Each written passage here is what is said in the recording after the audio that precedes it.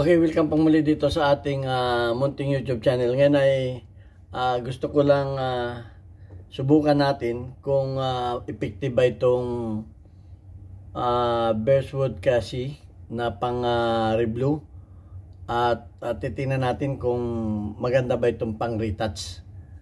Okay, bago yan ay gusto ko lang kayong pasalamatan dahil gusto ko lang muna itong patunayan. Dahil yung iba namumroblema sa inyo sa mga scratch ng baril, mga gas-gas, yan. At kung kayo ay nagtitipid, ay pwede rin kayong gumamit nito. Okay, pasasalamatan ko lang muna kayo sa pag-share at paglalike ng ating mga videos dahil nakatulong kayo para dumami ang ating subscribers. At maraming salamat sa mga hindi nag-skip ng ads dahil nakatulong kayo sa ating revenues na ang ating YouTube channel ay tinutulong natin sa ating 6 na estudyante na anak ng mga single parent. Tayo po ay, ang YouTube channel ay pang charity. At lalo tigit maraming salamat sa nagpadala dito sa GCash number. Huwag po ninyong tawagan yan. Yan po ay anak ko na tresurera ko. Wala po kaming ibinibinta na mga baril. At yung mga nagtatanong din sa akin sa mga presyo ng baril, wala po ako alam na presyo ng baril dahil wala naman akong kinalaman sa mga pagbibinta ng baril. Ang tanging nakakaalam po niyan ay mga gun store. At wala namang mga gun store na nag-aano sa atin, nagpipaid ng o nagsasabi ng mga price ng baril. Kaya sa gun store po kayo magtanong ng mga price ng baril, wag po sa akin. Kung may problema ang baril, yan, itanong ninyo sa akin at baka sakaling masagot ko. At maraming salamat do sa mga nagpadala sa ating GCash number. Pasalamatan natin si Aljon Dating. At ganyan din maraming salamat din kay Jobit Francisco ng Teresa Rizal. Thank you sa inyo. At ganyan din maraming salamat kay Noli Peace America ng Virginia, USA sa pagpapadala naman sa atin sa ating mga premier videos. Sir Noli, maraming salamat sa muli mong pagpapadala at pagtulong sa ating mga beneficiaries. Ang Panginoon na ba ang bahalang gumanti sa iyo, sa iyong mga kabutihan, at ngayon din kay Aljon Dating at Jubit Francisco. Okay, so titistingin lang natin ito kung paano. Ito dapat, ito kasi ay pag inyong gagamitin, dapat ay lilinisin ninyo. Kung meron kayong mapino na liha, dapat ay pinapakintab din ninyo yan. Okay, pinapakintab ninyo. Kung gagamitin ninyo ito sa buong baril, dapat ay naka-gloves kayo ng para hindi bumabakit yung inyong mga fingers. Yan. At dapat din ito ay inyong lilinisin ng denatured alcohol kung may denatured alcohol kayo. Dapat ay malinis na malinis. Pagkatapos ay inyong babanlawan ng malinis na tubig. Ito yung tubig. I-rinse ninyo ng tubig. Yan. Kita ninyo at dumudumi. Dapat matatanggal yung mga dumi na yun. Okay, sa tubig. Ayan o. Dapat matatanggal yun. Dapat nga ito ay aanuhin muna ninyo ng denatured alcohol. Pero wala naman tayong denatured alcohol dito. Kaya tingnan na lang natin ito. Tingnan natin ang resulta ng pagre-review nito. Pagkatapos nito ay inyong tutuyuin. Okay, kuha tayo ng ito na lang, tissue. Tutuyuin natin ng tissue. Dapat tuloy-tuloy, wag ninyong patatagalin dahil ito ay madaling kalawangin ng bakal. Pag yan ay nahanginan ng matagal, kakalawangin yan. So, lilinisin natin ng ganyan. May nakukuha pa ring dumi. Ganyan. Kaya pwede natin yang ulitin. Okay, hanggat may nakukuha dumi. Dahil wala tayong denatured alcohol eh. Yun. At lilinisin ulit natin mabuti. Yan, pag natuyo na natin ay subukan na nating iswab.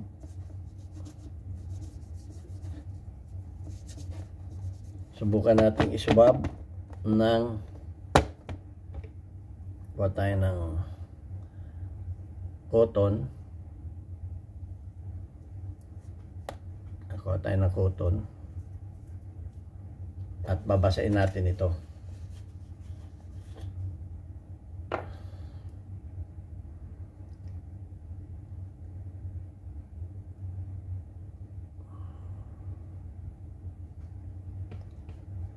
Pagkatapos ay isuswab natin na ganyan.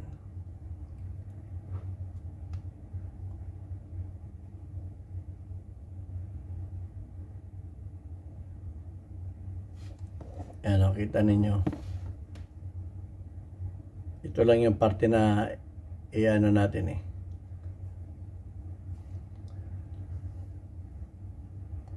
So sa tingin ko naman ay effective naman siya. Ayan ha. At patatagalin lamang natin ito ng 30 minutes. Kukuha pa tayo ng kuha pa tayo ng bulak.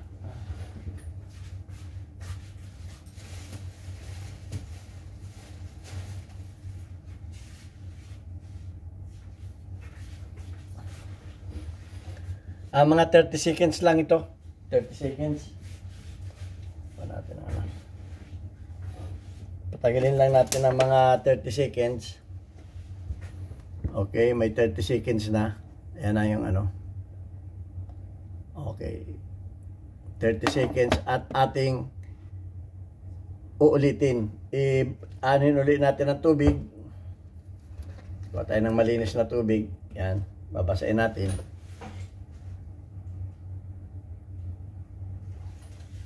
Lilinisan ulit natin ito after 30 seconds ng 30 seconds hanggang 1 minuto. Lilinisan ulit natin ng malinis na tubig. Okay.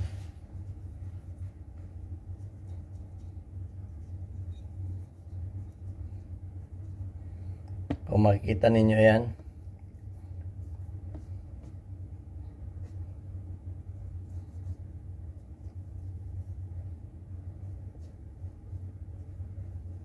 At atin uli siyang tutuyuin. Ang pagtuyo natin, wag nating kukuskusin dahil yan ay bago pa. Anuhin lang natin, gaganunin lang natin. Yan, wag ninyong ikukuskus na ganon dahil yan ay kumbaga sa pintura ay sariwa pa yan. Gaganunin lang ninyo.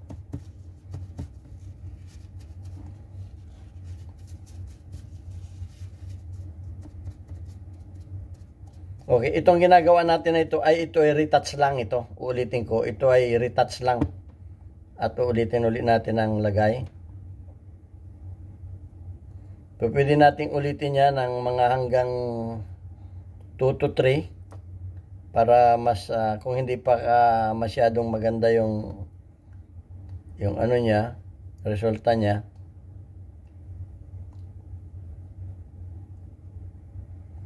Ito kasi ginagawa ko lang itong pang retouch.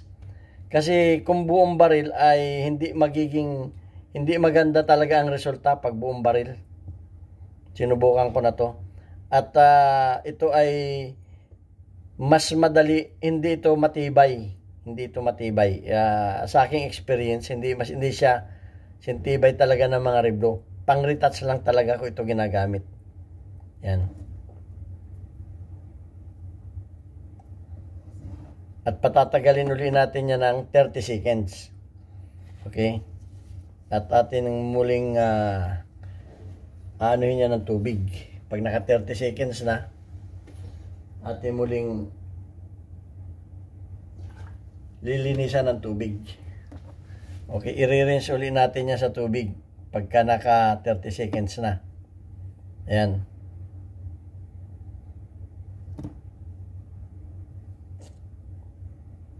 Okay. Ano na natin ulit ng tubig. Mga babanlawan ulit natin. Huwag natin kukuskusin na ganun kasi nga mahina pa ang kapit niyan. Sariwa pa yan.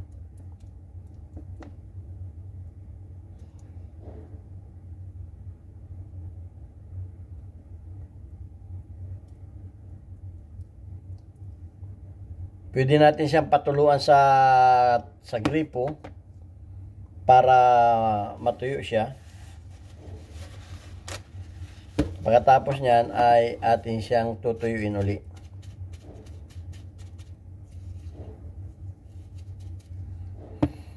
So ayan na yung resulta niya. At pag natuyo na natin yan ay pwede na nating lagyan ng gun oil. Pwede na natin siyang lagyan ng gun oil. Ulitin natin yung banda na yun. Pagka medyo merong hindi pantay, pwede natin siyang ulitin. Okay? Pagka meron siyang hindi pantay, ulitin lang natin hanggang sa makuha na natin yung gusto nating ano.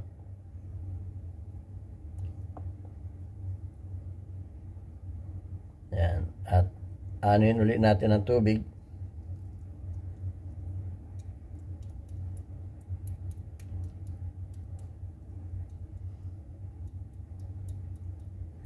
Pwede natin siyang patuluan sa gripo. Papatuluan ko sa gripo.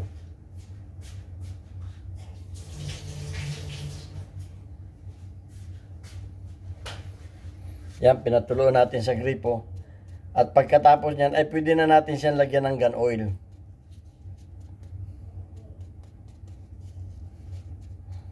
Pagkatapos na malagyan natin ng gun oil siya, ayan ang itsura niya, ay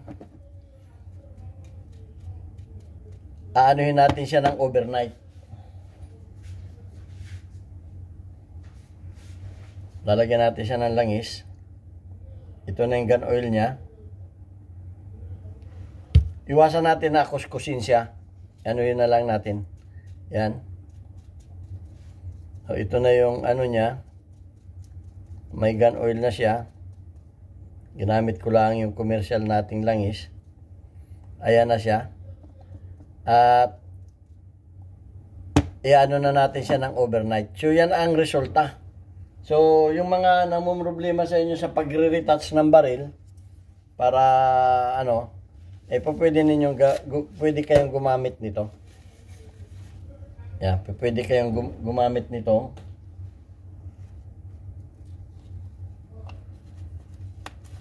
Pang-retouch. Ulitin ko, maganda lang itong pang-retouch at ito ay mas maganda pa rin dito yung slow rust blowing. Kasi yung slow rust blowing, yun ang problema sa inyo sa pagre-reblow, ay may video tayo niyan, yung kay Wallace Habis. So ito na yung resulta ng ating ano.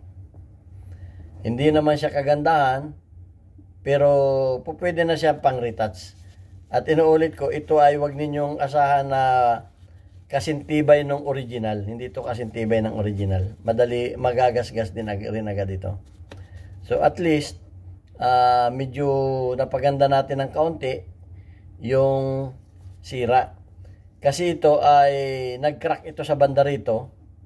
Nagkameron ito ng crack at yung winelding natin para muling magamit at ni-retouch natin. Okay, so ito na yung ating resulta ng retouch. At so far, sa tingin ko mga 90% ang ganda. 80%, 80 to 90%. At least hindi siya namumuti na kagaya ng dati. So yan, at sana may natutunan din kayo sa ating maiksing video. Ginawa ko lang yan para yung mga nagre-retouch, opo, pwede rin ninyong gawin yan sa buong baril, pero inuulit ko, hindi naman yan kasintibay ng mga talagang pagre-reblow. Okay, at babasahin ko lamang yung ating community spotlight. Okay, shout out kay Alfredo Isidro. Meron kang 100 engagement. Perfect ang yung pagsubaybay sa ating YouTube channel. So, maraming salamat sa iyo. Shout out kay Calibre Junior, meron kang 2 engagement.